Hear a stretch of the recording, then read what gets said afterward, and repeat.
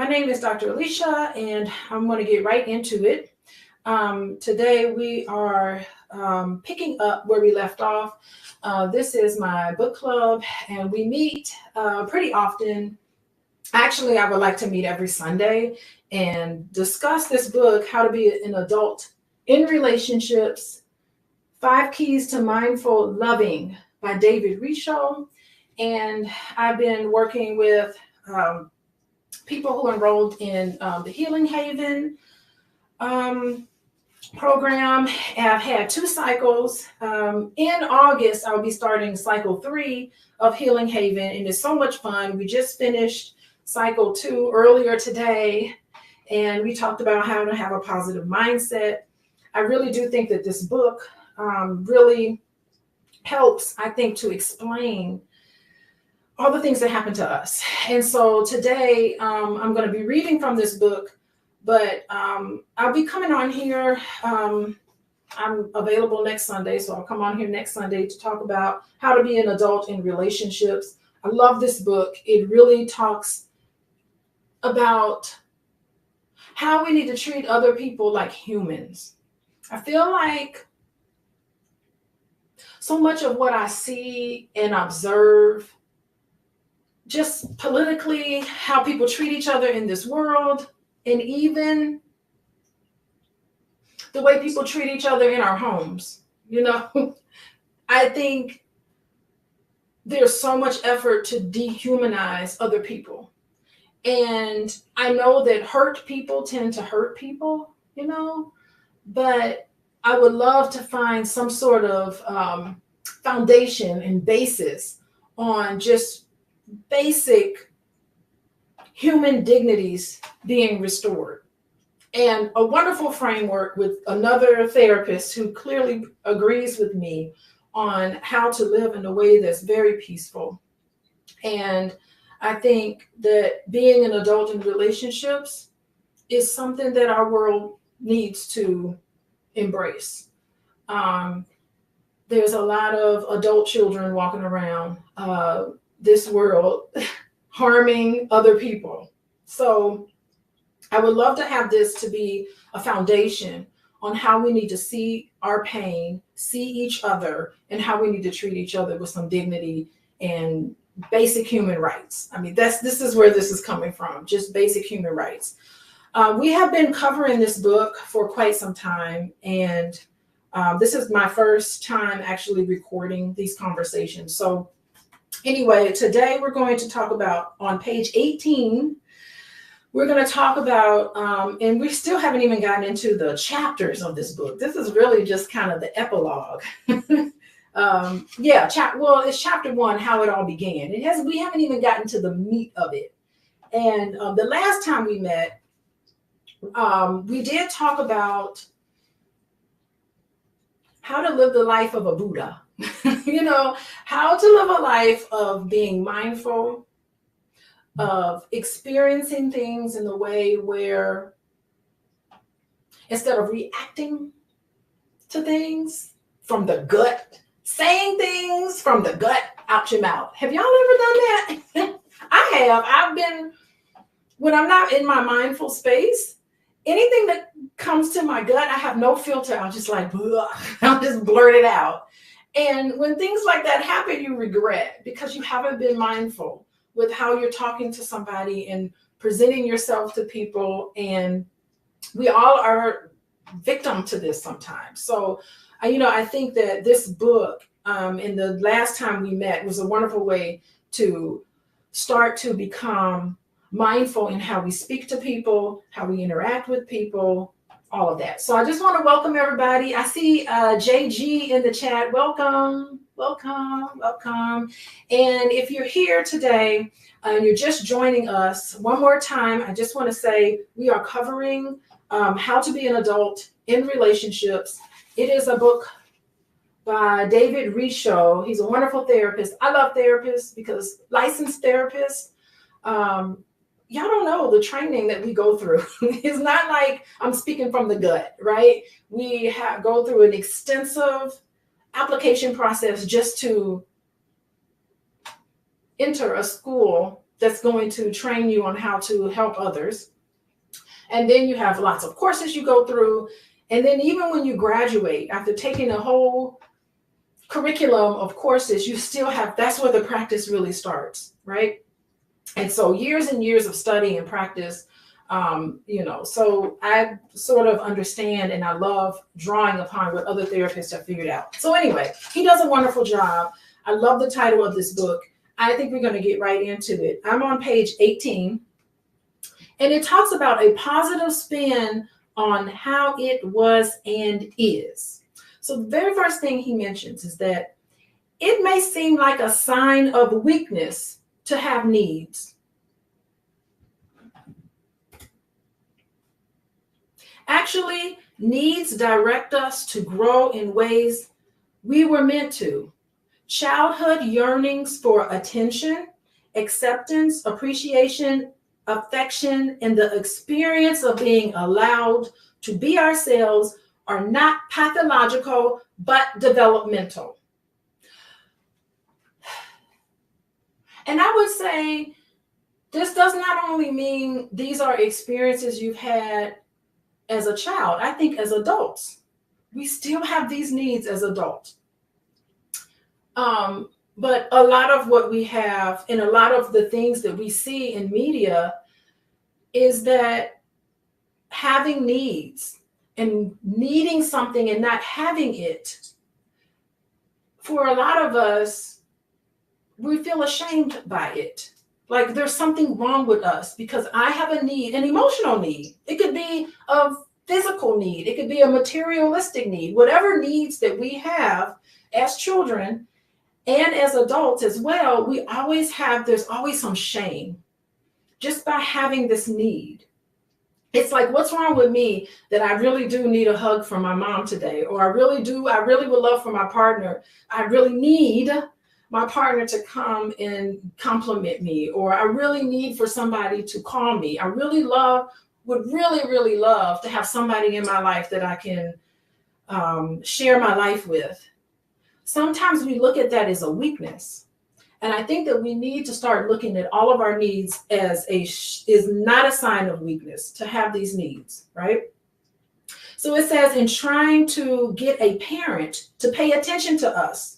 So all of us have these needs, but when we're growing up, to try to get a parent to pay attention to us, we were seeking what we needed for our healthy evolution. We were not being selfish. We were not but self-nurturing. There is no need to feel ashamed about it now. And I think that as children, when we grow up and we have some of the fundamental needs that were never met, a lot of times we get the message that needing love and attention and acceptance for yourself, needing to have our parents pay attention to us, sometimes we feel like we get the message from our parents that having these needs means that you're selfish. Well, I can't do that for you now. I'm tired. Well, I can't do that for you now. I've had a long day of work and I'm too tired to give my children what they need. Or I can't give that to you right now. And I think it's legitimate because so many of us are working every day, long hours, and we come home and we got more things to do. We have to be able to give to our children. But it's very difficult to do that when you're tired and exhausted. But the thing is, the dynamic of that's the reality. But the dynamic of that is often being told, can you please pay attention to me? We get the message that means we're selfish. And that's not the case, because when you feel like you're selfish because you have some need that you would really like to get met, you start to feel ashamed by that. You guys in the book club, does that resonate with you at all? Feeling like selfish because you want someone to pay attention to you. You want someone to stop what they're doing and to pay attention to you. Have you ever felt shame? How about you all in the chat? Have you ever felt ashamed because when you were growing up, because you want your parent, your mom or your dad, or to someone to see how good of a grade you got in school, or come home and wanted someone to just listen to your day? You struggled. Maybe you got into a fight on the playground and you really needed somebody to sit and pay attention to how your day went. And a lot of us would have loved for that to have happened, but sometimes we can see that our parents are busy and they're not able to give us that, or you feel kind of ashamed for having this need to want somebody to pay attention to you. So a lot of times we are given messages that wanting individual attention from a parent or from a spouse or from a friend, that somehow you are being selfish for wanting that. So that's what he's talking about. These are, it's seen as a sign of weakness and selfishness that we even need somebody to pay attention to us. Yeah, so JG is saying, I never want to feel like I'm using them or being a pest. Yeah, and particularly women, we're always given that we need to self-sacrifice, that we need to sacrifice ourselves, that we need to forfeit a nap or sleep just so that we can just give to other people. And we also have to be in a position where we can receive. Okay, so he goes on to say, childhood forces influence present choices. For the past is on a continuum with the present. Early business that is still unfinished does not have to be a sign of immaturity. So it's okay for all of us to have baggage from our childhood. All of us do. Every single one of us, myself included. We all have baggage. And it's not a sign of maturity when your baggage comes up, right? Rather, it's a signal. It can signal continuity. Recurrence of childhood themes in adult relationships gives our life depth, in the sense that they are not superficially passing over life's events, but inhabiting them fully as they evolved. Our past becomes a problem only when it leads to a compulsion to repeat our losses, or it smuggles unconscious determinants in our decision. Our work then is not to abolish our connection with the past, but to take it into account without being at its mercy. The question is how much the past interferes with our chances of healthy relating and living in accord with our deepest needs, values, and wishes.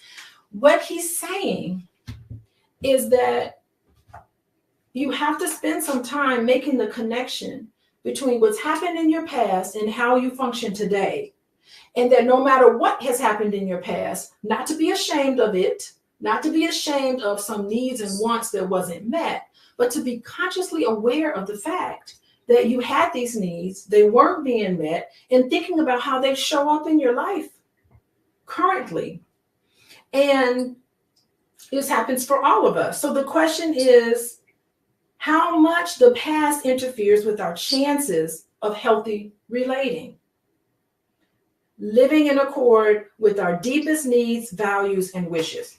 Okay, so he goes on to say, for better or for worse, our psychic development is the result of a lifelong continuum of relationships. The adult goal is to work through each of them. So I think for so many of us, we bury them. We say, yeah, this happened to me in my past, but you know what? That was just in the past. I don't want to think about it. I just want to continue on with my life, and I just want to disassociate myself and disconnect myself with pain that's happened. I'm going to go through in my life, and that's where you don't know it's going to come up for you. So the best way to deal with the pain of your childhood sometimes is to go through them. That doesn't mean to live in the past. That means recognize how the past is affecting you now, and to deal with some of that and to process it. I was talking earlier today with another group that I was meeting with, and we were talking about reflective learning, reflective, being able to be reflective of your past. And they were saying in the study how well you're able to think about your childhood and reflect on your childhood is deeply correlated with your level of functioning as an adult. So what they were saying was that there's a scale or an assessment. You can scale you of reflective thinking. So the assessment is from a -1 to a 9. And they said the general population of people, general population of people are able to reflect at about a 6 level of reflection. But they also gave this scale to people who were in prison. And people who were in prison, their reflective ability was maybe at about 2. So it was 3 points lower than just the general population. And so they were talking about what happens when we're not able to process all of the things that's happened to us in our past, that we're low level of being able to reflect and to be able to think has an impact on our ability to be empathetic to others. So it's not that you've been traumatized by all the things that have happened to you in your past. That's not important. It's things that have happened to you that were problematic. It's your ability to be able to think about those things and to be able to, why would my parents do that? Why would my teachers do that? What happened that this person did this? When you're able to kind of come up with a reason, why your parents did it. You know what? I think my mom, she was really cranky sometimes because I do remember her mother treating her this way. It's just being able to be empathetic and understand others has a lot to do with how we're able to function as an adult. So that's just an example of like how we do need to kind of deal with this and confront this because it helps us. Also, people who have depression, their reflective ability was more at like a 3 or a 3.5, where the general population is almost at a 6. But the good thing about this study was that going into therapy, having a place to just talk about some of the things that's happened to you in your past really does help you to become an adult in relationships, because you have this place where you've been able to have a reflective functioning, which increases your ability to have empathy. And having empathy helps you with adult relationships currently. So the empathy is what's developed when you're able to reflect upon what's happening with you. So it was really nice for me to know that, because as a therapist, I want to know, gosh, am I really making a difference? Well, yeah, probably more so in ways that I don't know, like just having a place where someone can just sit and talk about the things that come up for them really is having an effect, or having a positive effect on just their ability to empathize with anybody in general. And I think it's great where I can be in a position where I can give someone a corrective experience so that they can get through a lot of the issues that are happening with them. I know he's being loud. It's very noisy in here. Yeah, voices right. He'll walk around and just talk like that. Thank you, Khalid. He just walks around. I was trying to hint to him that he was being talking a mile a minute. But anyway, so that's important. I lost my train of thought. Oh yeah, so that's important. Like, and studies have shown that just being in therapy, even 10 to 15 sessions in therapy, increases your reflective functioning, which decreases anxiety and depression and the ability to be empathetic. And I'm thinking that me or therapists being empathetic to other people kind of helps create this sort of empathetic environment that's a corrective experience. Okay, so let's go on. It says, for better or worse, I think I read that already. What did I leave off?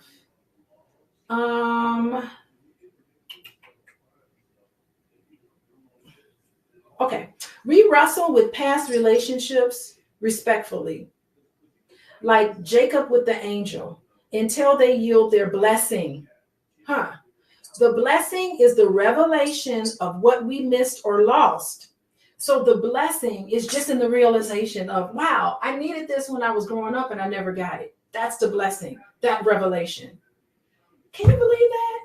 This man is actually talking about the pain that you experienced when you were growing up is actually a blessing.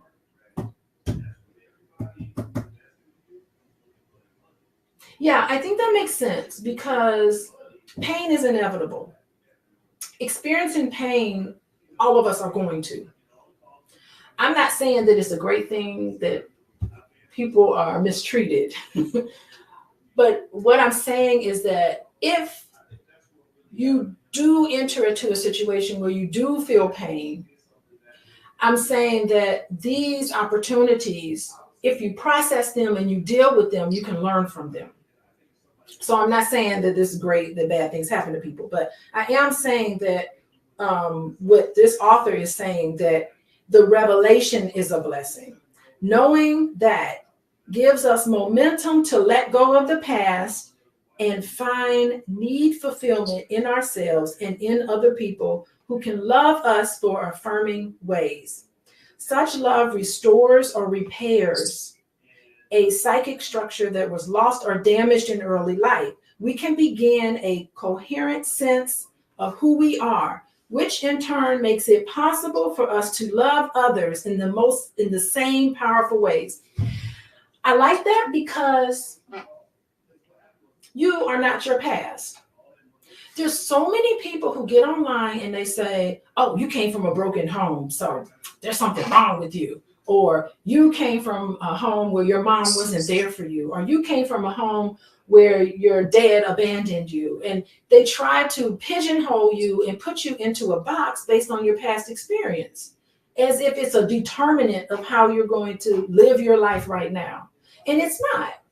It does not have to be that. The past does not have to dictate the present. I think this is what this man is saying. Yes, you can go through things that are unfortunate. And yes, relationships happen and relationships fail. And sometimes they don't fail. All of these things happen to you, but it does not have to define who and what you are. You can deal with it. And honestly, I really think that it gives people, personally, I think it gives people a lot of character and in substance. When you know, in a sense of sensitivity when people have gone through things. Does that make sense? Yes, it does. Okay, all right. Thank you. Okay. All right. We receive from others and thereby learn to give, for love teaches generosity. This maturation consists not in leaving needs behind, but in recruiting support of others who can give age-appropriate and generous responses to our needs. Excellent.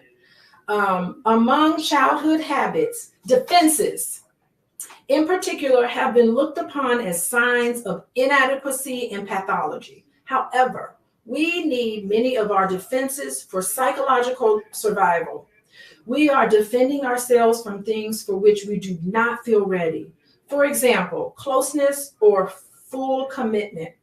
We learn to stand guard over our unique wishes and needs in early life if showing them was unsafe. We learn to defend the delicate and vulnerable core of ourselves from humiliation, depletion, or distrust. These are skills, survival skills, not deficits.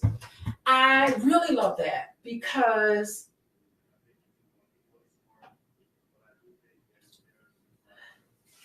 it's the best thing that Freud ever did in his career is talk about our defenses.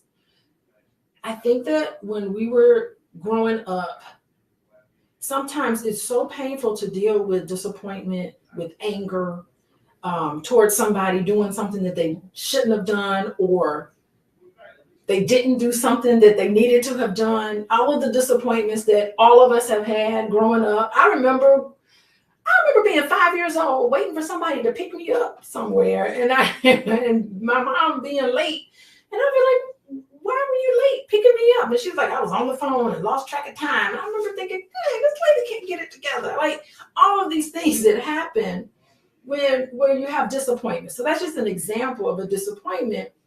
And the defenses are some of the things that we have to tell ourselves so that we can deal with the pain of, is my mom picking me up, or is my mom going to be there for me when I need it? And for the people who are in Healing Haven, I think I did a whole thing on this. Let me see if I can find it in our book.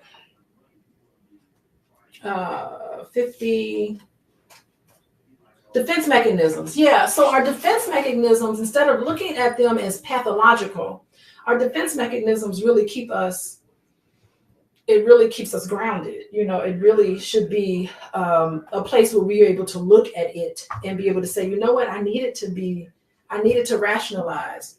On page 48 of our book, the Healing Haven book, I don't know if y'all have it in front of you, but they talk about defense mechanisms, or I wrote about defense mechanisms.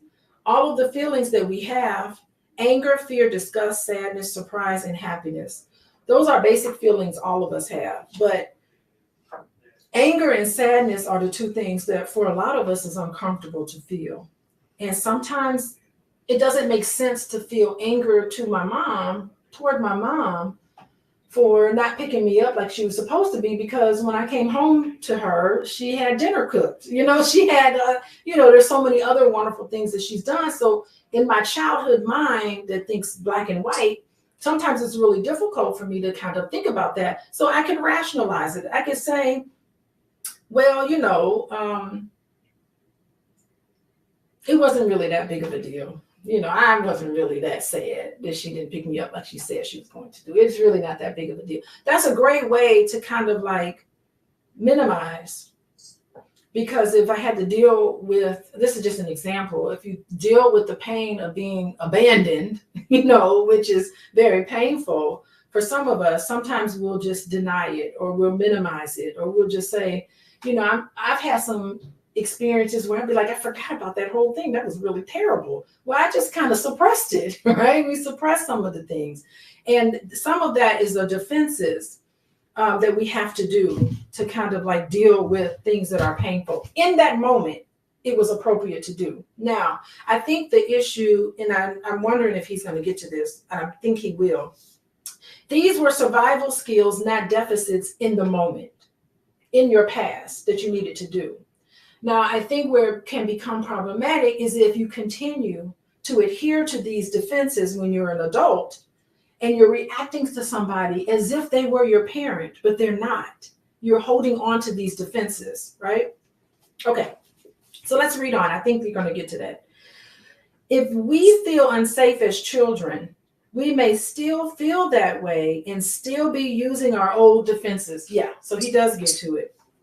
We may run from or defend ourselves against intimacy now for fear of a replay of childhood betrayals that left us crouching behind the wall of fear, which is defenses, right? On this wall are graffiti that besiege our self-esteem. And part of that graffiti is, don't let anyone get too close. Don't commit all the way. No relationship will ever work. No one can love you as you truly need to be loved. Men and women can't be trusted. Our work as adults is to replace these governing principles of behavior with healthy and more optimistic ones. Governing principles that limit our full potential for lively energy. The manifestation of our own unique life force are like the governor on a truck accelerator that prevents the truck from ever getting up to full speed. That fear, the abandonment issues. Thank you, Khalid. People in the chat are writing things. Thank you. That fear is what stops us from really having intimacy later in our life. And for many of us, I think it's appropriate to be cautious when you're dating or when you're loving someone. It is appropriate to be cautious, right? You don't want to just put all your love and energy into somebody right off the bat and you haven't really worked on things. It takes time to build up trust. But for some people, they just never quite feel like they can trust, because of this abandonment issue. Or they instantly come in and they want to be instant friends, or instantly start dating or cling to somebody because they're afraid that that person will abandon them. So it still comes up in your life. Any comment on that, you guys?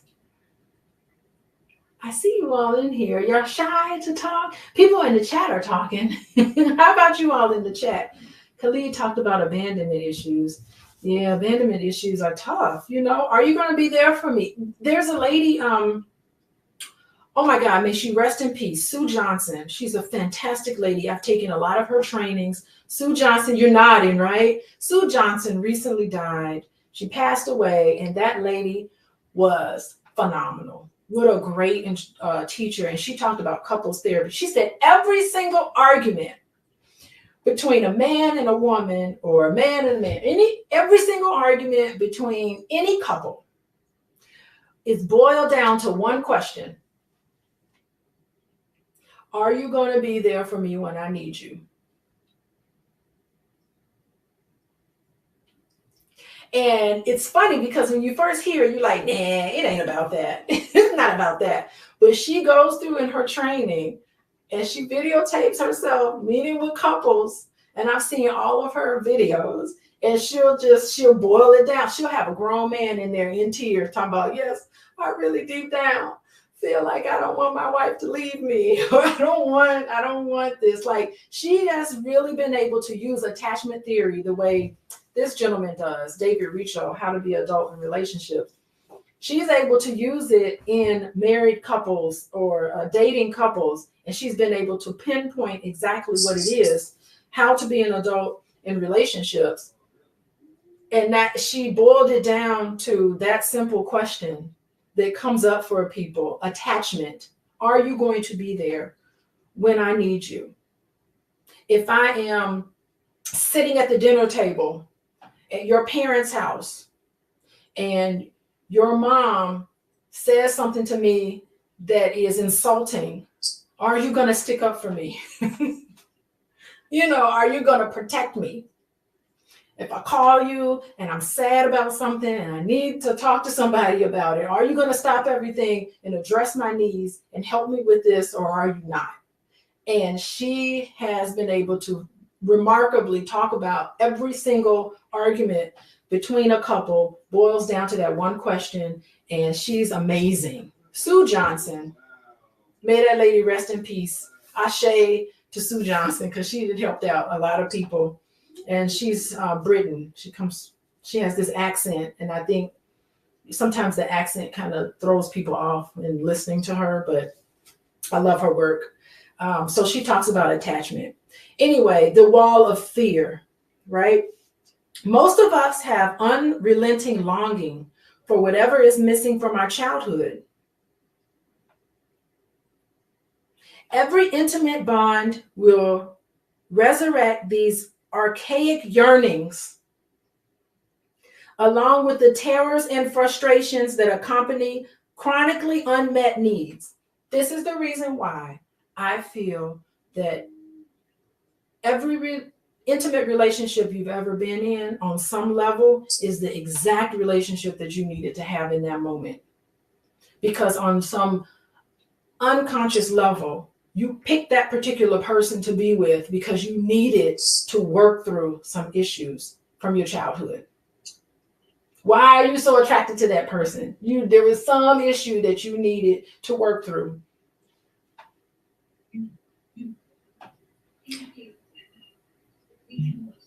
I don't know, maybe on some level, maybe I married Boyce because he's a college professor and my dad was a college professor, and we started dating when my father passed away. So that's kind of like, and that's something, right? And my dad, he knew Boyce. He probably was the number one fan of Boyce, by the way. We used to talk. My dad and I used to have long conversations about Boyce way before we started dating, because I've been friends with Boyce for 30 years. But he would call me, he'd be like, what's going on with Boyce this time? I'm like, well, he was on CNN. This is back in the CNN day. Boy, he got shut down on CNN. They really handed it to him. He's like, man, he needs to do, and I would relay messages between them. in our conversations or whatever. So I don't know. I'm sure Freud will have a fun time with that analogy. But anyway, okay. But this puts us in ideal position to revisit these thwarted needs, to revive our energy, and to reconstruct our inner world in accordance with life-affirming principles. A solid bond in a relationship, as in religious faith, endures despite the impact of events. Wow. Endures expect the impact of our events. So our resistance is the only obstacle to the growth that can emerge from pain. I've been talking about this for such a long time. I don't know if I need to talk about it some more, but there's growth from pain. I think when I started in my book, my workbook, we talked about mindfulness earlier today. And my quote was that I came up with, you may be forced to feel pain, but you are never forced to suffer from it. So it isn't an inevitable thing. So the issue with pain is a place of growth.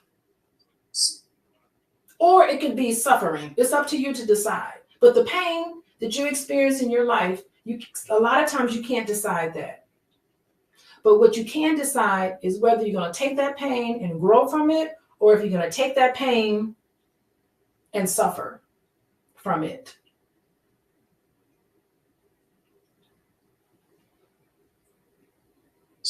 As we mend the broken fabric of ourselves, what was arrested in the past is released. As we mend the broken fabric of ourselves, what was arrested in the past is released. We are back in touch with who we really are and can live in accord with that rediscovered essence. The way through your pain is dealing with it and releasing it and not being held back by the pain, afraid to feel the pain that's inevitable, right? Here I am on YouTube, comments are great in here, but things come up, things happen. My husband can come by and talk real loud, talk over me real loud. All these things happen, but I can decide how I want to deal with it, right? So yeah, I mean, to me, that's pretty heavy. That's heavy. Okay. Every person needs the nourishment of food throughout life. Likewise, psychologically healthy person needs the sustenance of the 5 A's. And y'all know what the 5 A's are: attention, acceptance, appreciation, affection, and allowing in our lives. It is true that unmet needs for the 5 A's in childhood can be made up for in later life.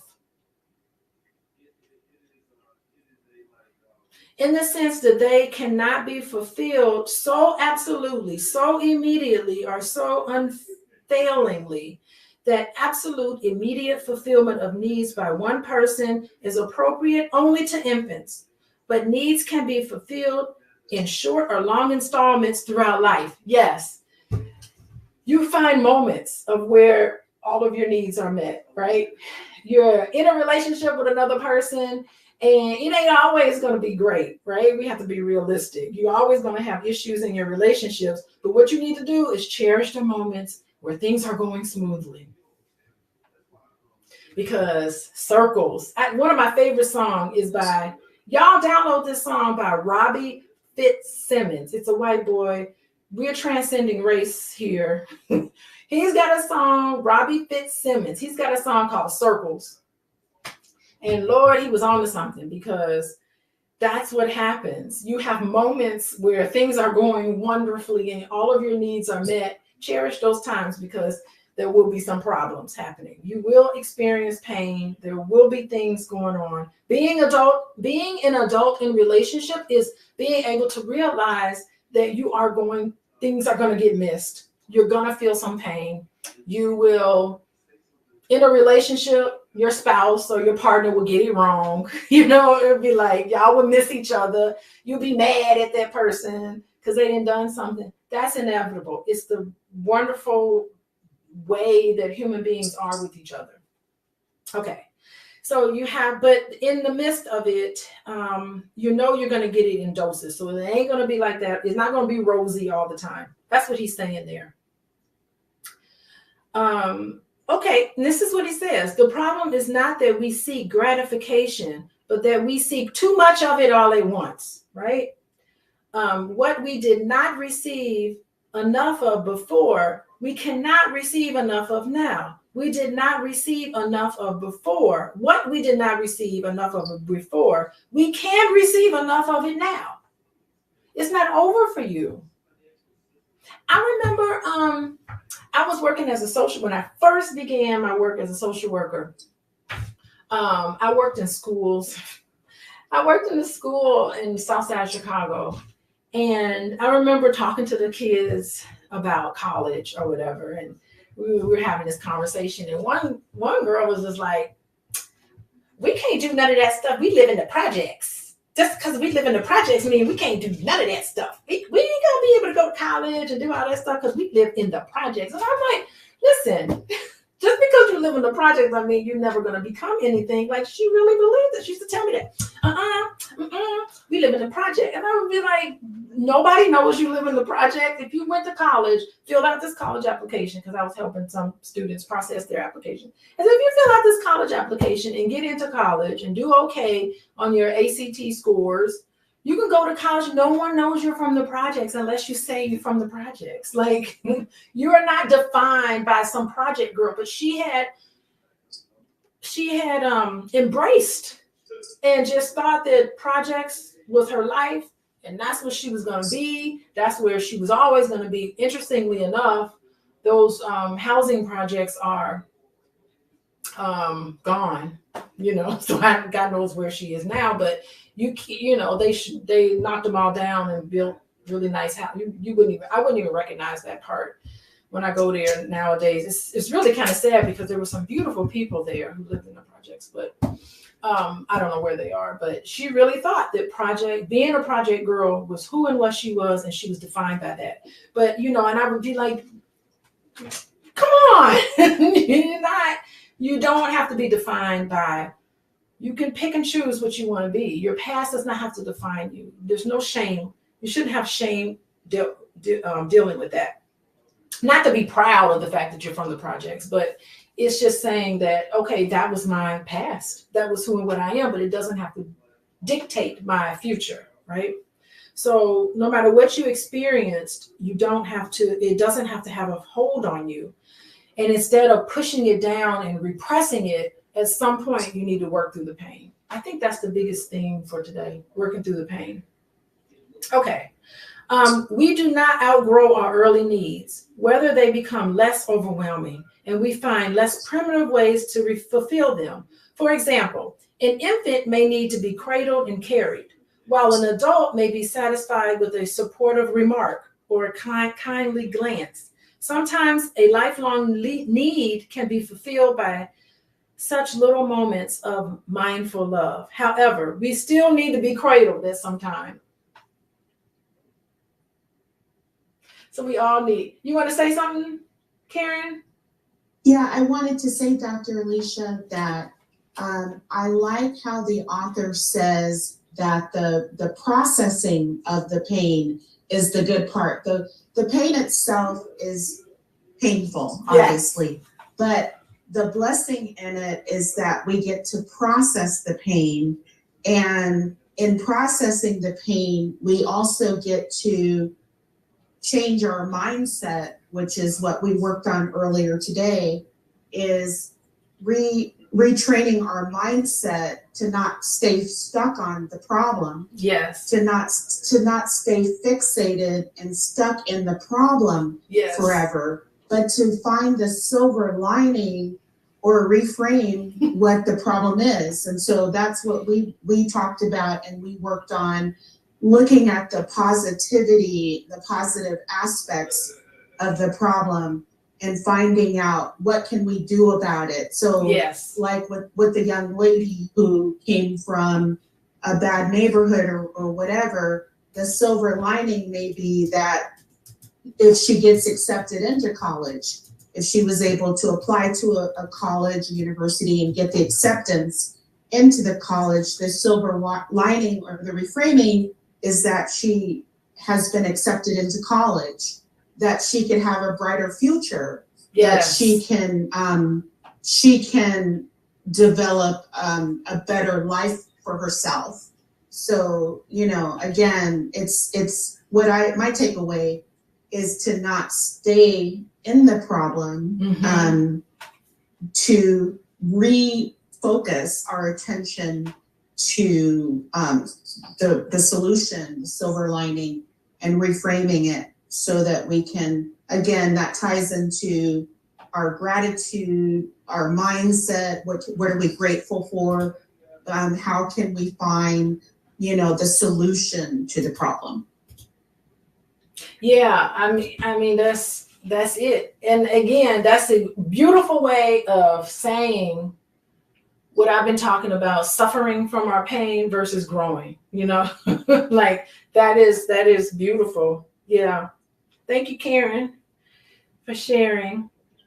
Welcome.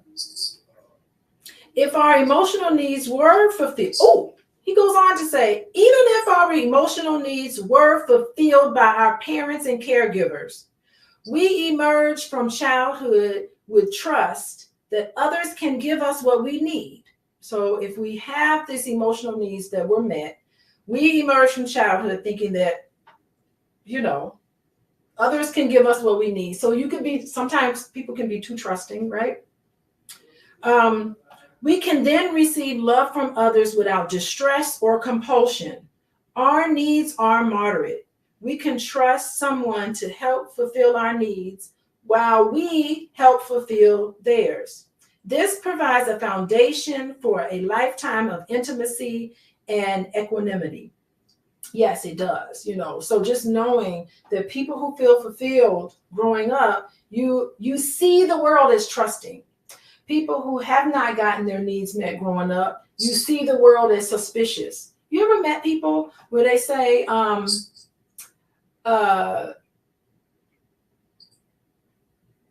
don't trust none of these people. I don't trust, no. They just immediately think that the world is dangerous. And you start to wonder, why do they think everything is dangerous? Well, this is why. They think the world is dangerous because they've been taught that the world is scary, because in their homes, they experience a scary world. So therefore, the world in and of itself is somewhere where no one can be trusted. You don't even trust yourself to make good judgments. So that's what's required. Okay. Our life begins in a containing womb and then moves into an embrace. Our identity cannot grow in isolation because we are dialogical by nature. So that means that we have to have a human contact. The importance of human relationships, that is so important. Only if someone has her arms around the infant can the I am moment be endured, or rather risk. So he's quoting Winnicott. I love Winnicott, by the way. He's a fantastic child psychiatrist. You guys need to check him out. He's pretty awesome. The original emotional needs of life were fulfilled in the holding environments of the womb. So he goes on to talk about, listen, at one point, all of our needs were met, right? So this creates a safe and embracing environment. This is all attachment theory and childhood growing up. If their needs are unmet, on the other hand, they may have difficulty trusting a higher power than ego or acknowledging the need for spirituality in adult life. Faith commitments call for trust in an invisible source of nurturance. And when visible source of nurturance have let us down, we are less likely to trust the invisible sources. That's interesting. So, I mean, I do find, spirituality and religious practices being a really good kind of model for attachment. You know, so I see why a lot of people, I mean, I'm just thinking about slavery times and times where things are really hard. I can see like wanting, it could be a spiritual experience where you want to hold on to something because there's nothing else around you. Yeah, that kind of makes sense. Okay, let's move on. When we did not receive fulfillment in one or more of the 5 A's, y'all know what the 5 A's are. Where is it? Attention, acceptance, appreciation, affection, and allowing, right? When we did not receive fulfillment in one of the 5 A's, a bottomless pit was created in us, an unfulfillable yearning for the missing piece of our puzzling and arid past.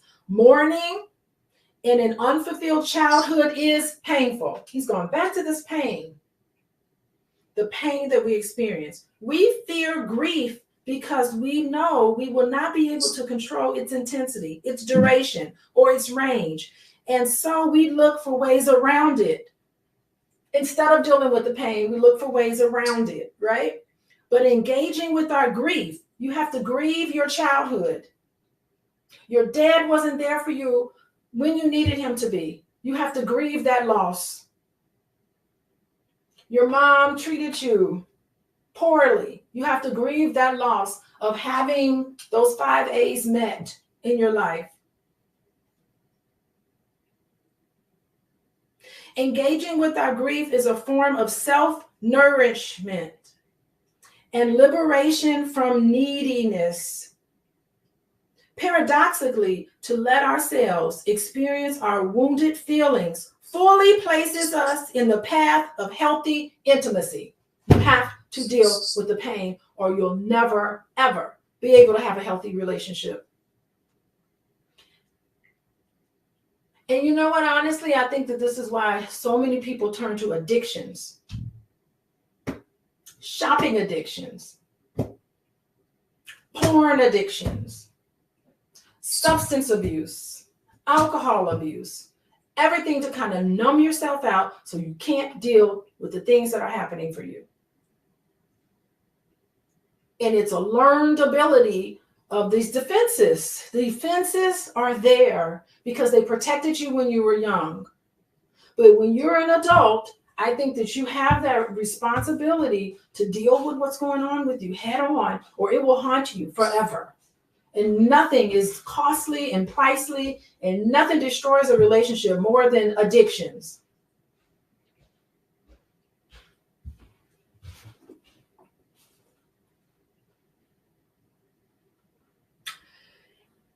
Is this my problem?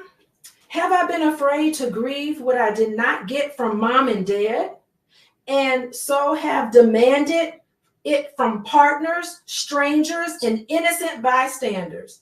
I am unable to find it in myself because I have been investing all of my energy in looking for it in some place else. You're not going to get it in a Gucci belt.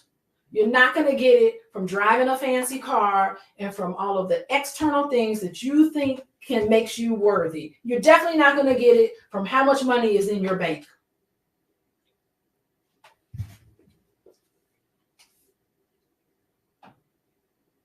To retrieve the past and undo the past are the paradoxical goals in relationships. No wonder our relationships are so complex.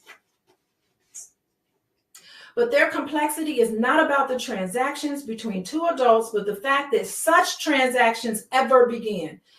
Instead, two children are tugging at each other's sleeves, shouting in unison.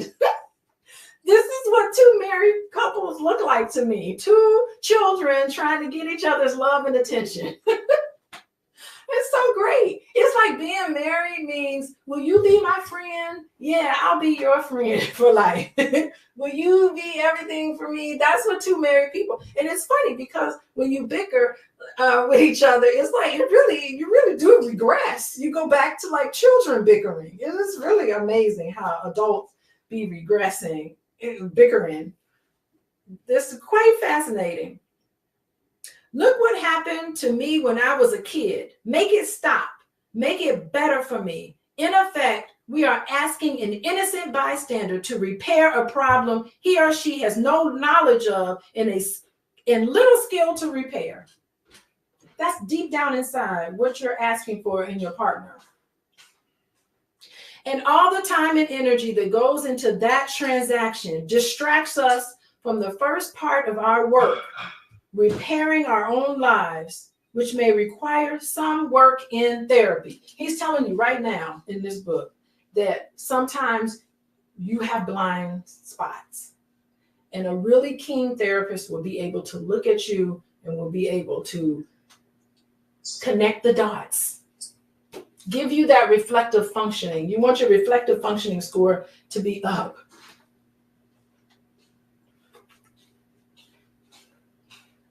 Okay. The cold ground of our psyche is like cryogenic laboratory where our unmet needs from childhood remain frozen in its original state, awaiting healing and fulfillment, usually without revealing to us the full extent to which we felt forlorn and bereft. The path to love begins in our own past and its healing, then moves outward to relationship with others. It is frozen inside of you. He's talking about trauma and dealing with a lot of that and seeing a lot of that. I think if it's frozen, it helps to melt it away. Okay. Even if our childhood needs were met, we may need to work on ourselves as an adult. So there's no escaping it. Everybody got some stuff to work on. Even people who grow up and become adults and have healthy attachments, there's still some things that come up for you. And I can attest to that, right? Nourishing parents make sure our childhood environments are safe and soothing. And as an adults, we may keep looking for people or things that we can create that miracle. It's a miracle thing. It is a miracle. If you grew up, and I would have to say personally, like, I'm a second generation therapist. So both my parents have advanced degrees in, not to say that I'm not better than anyone else, but they had advanced degrees in child development. And my parents were in their 30s when they had me. So it's not like they were just seasoned people. My dad had a PhD. My mom had a master's. She's got 2 master's degrees in childhood development. She's a therapist too, and all of that. And my dad taught, like I do right now. So I had 2 parents that really sent me into adulthood with a secure attachment. I'm just self-disclosing that, but that doesn't mean that I don't have my issues. I still got my issues. Maybe I'm a little spoiled sometimes. I don't know. I like to get my way. I don't know. You have to ask Dr. Boyce. Yeah. What are my issues? What are your? I said I grew up with a secure attachment, but even if you had a secure attachment, there's still some stuff that can come up for you. You asked me a question. But you're making a lot of noise, so people know that you're here. Oh, I thought you had a question for me? No, I was just saying, what you say? Look at this. Look at everybody. Look. Is that Aisha? I see Aisha and James. That's her face. And James. Oh, and I know that's down at the bottom. What's your name, ma'am? Wow, why are you looking at me? You are so hilarious. What? No, but anyway. Hi, everybody. How you doing? Dr. Boyce. Oh, that's Errol. Okay, yeah. Okay, now I see. Okay. Someone asked a question. Okay, what's the question? Do you and Dr. Boyce Watkins read together to continue to enhance your relationship? No. We do not read together. We don't. That would be appropriate, but he's not. Well, we listen to audio. Reading this book. We listen to audiobooks together. Like sometimes I listen to your therapy stuff. Yeah. So no, we don't. I'm gonna walk out of here. Hello, everybody. Okay. But even I have some issues. Would you not say? Yes. That's my whole statement. All right, just keep moving along. Only after he was forced. Let the right. I gave him permission to say I have issues, but right. Okay. So the recurrent fantasy or search for the perfect partner is a strong signal from our psyche that we have work to do on ourselves. No perfect partner. But I think you find the perfect partner for yourself, even in their flaws. So that's my caveat I add to Mr. David Risho. Okay.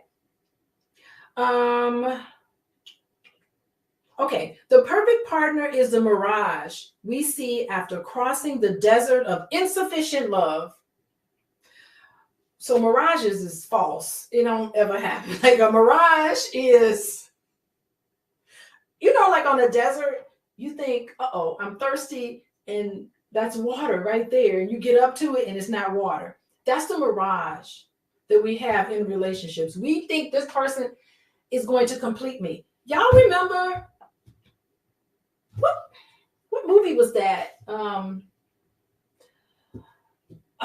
You complete me. What movie was that where he says you complete me? Jerry Maguire. Jerry Maguire. Yes, Jerry Maguire has you complete me. That's false. Like that is, you are not going to find a partner that's going to complete you ever. Like they need to stop making movies like that because no person is going to actually complete you. I think we need to stop with that. That's a mirage, right? Mirages happen because we lack water. That is, we lack something we have needed for a long time. They are normal, nothing to be ashamed of. We should notice them, take them as information about where our work lies, and then let them go. Because ain't nobody going to be perfect, right? If we do this, we will come across the real oasis. Nature's gift to those who keep going, who are not stopped by the mirage. Oh my goodness. I love that part. That is so beautiful because it is so normal when you're falling in love with somebody. You think the world of that person, and you start noticing all the similarities. We got this in common. We got this in common. And oh my God, you're staying up all night, talking on the phone, planning to be together, all excited about seeing each other. We know the first 12 to 18 months of a relationship when you just fall in love. You are not falling in love with the person. It is infatuation, and that's what it is, right? And I don't want to say love bombing, but it's normal to do a little bit of love bombing. Love bombing is normal. You don't want to go overboard with it because then that's a deep sense of insecurity. But it's important that beginning stages of a relationship, you want to put your best foot forward. That makes sense. And you just love everything it is about each other. But after that 12 to 18 months, the real oasis is getting over the disappointment and the letdowns that will happen in your relationships. It is normal. And so many people break up with someone. There's a lot of people I work with in my client and my caseload where they're just unrealistic about relationships. Like it is normal. We should expect to just fall in love and, think think the world of this person. And it's also normal to get past the differences because eventually you're going to start noticing the differences. God, I never noticed that he scrapes his teeth when he eats. Good grief, I never really noticed he snores so loud. But golly, does he have to be talking so loud? You start noticing things. And it's just normal. It's just normal, right?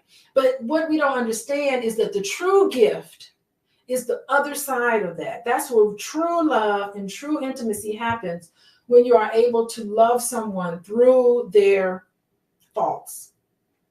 As long as it's not toxic or some of the awful things. I mean, there's some caveats to that. I'm not saying people should stay together. Sometimes there's some things you can't deal with. But for the most part, being realistic about relationships, the true gift is those who keep going, who are not stopped by the mirage.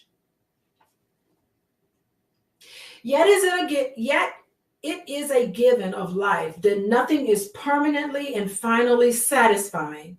Despite this fact, many of us believe that somewhere there is a person or a thing that will be permanently satisfying. Such a chimerical belief and the restless, desperate seeking that follows from it can become deeply disheartening and self-defeating.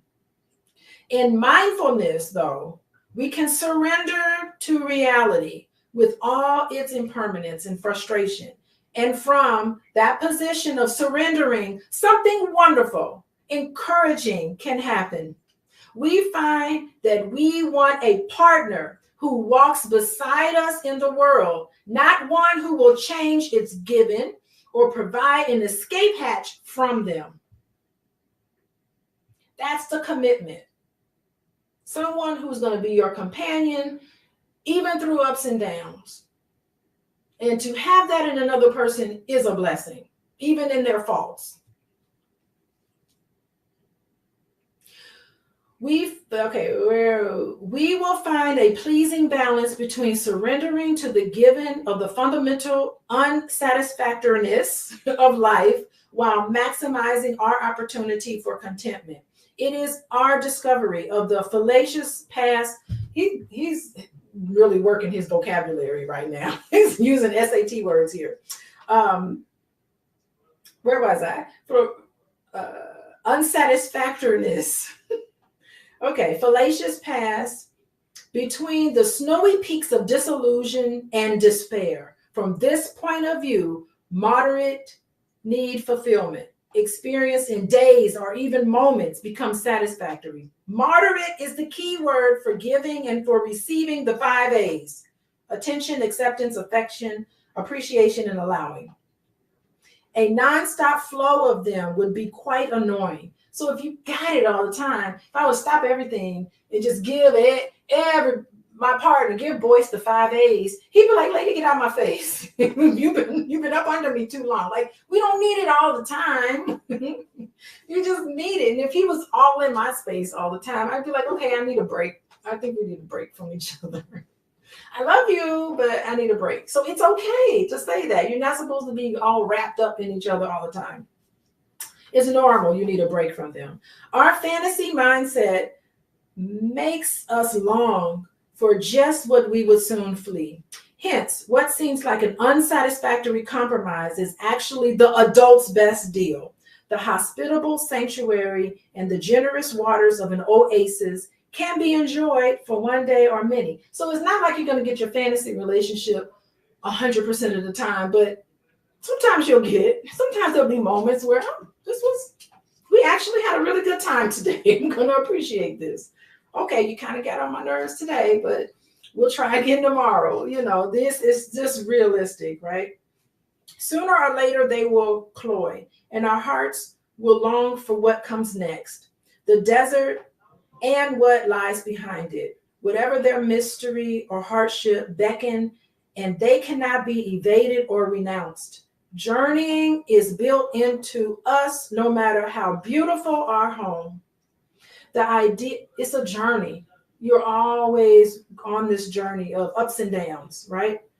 The idea of something more or different excites us no matter how pleasing our present circumstances.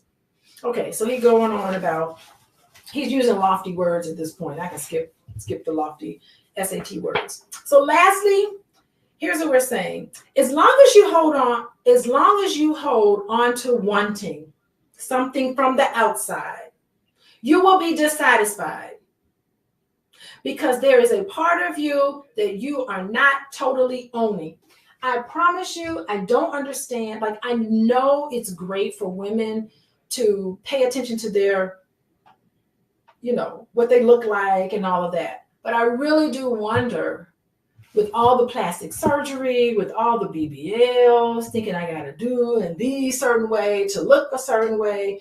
Like, sometimes there's just never ending. Like, you always are scrutinizing yourself. Like, I'm going to feel good only when I look a certain way.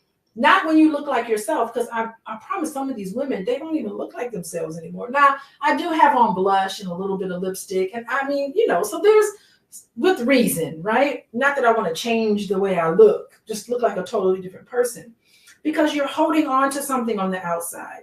This is the materialism that I'm talking about. And that's the bottomless pit. Be content with love who and what you are right now, is what he's trying to say. How can you be complete and fulfilled if you believe that you cannot own this part of yourself? until somebody else does something. Are you going to be beautiful because somebody calls you beautiful? Or are you just going to be beautiful because you believe in the beauty of who and what you are? Because beauty is really what you do and how you are and how you treat people and treat yourself. That's the beauty, right? If it's conditional, it will not totally be yours. If you believe that you cannot own this part of yourself until somebody else does something, waiting on somebody else to fulfill you, and moments where you're not fulfilled by that person is conditional. If it's conditional, it's not totally yours. So we'll leave it here, page 24. Let me mark my page. I do want to come back next Sunday. I ain't doing nothing Sunday evening. But I do want to come back and probably the same time, 7 o'clock, to talk about this book, How to Be an Adult in Relationships. Get the book, read up until page 24, so you'll be able to see what we've covered in the past. Thank you for talking. Thank you for contributing. Thank you, everybody in the chat. We got some people here. Zara. Who else is here? Khalid, Dr. Vive. Thank you, Dr. Vive, for joining us. And everybody. So I'm thinking we'll come back next week. An hour and a half. We'll probably shrink it down, maybe not so long next time. But anyway, let me say goodbye to StreamYard, and then I'll come to Zoom later. Okay. Bye, everybody. Thank you, Dr. Alicia. Okay. Is it ended?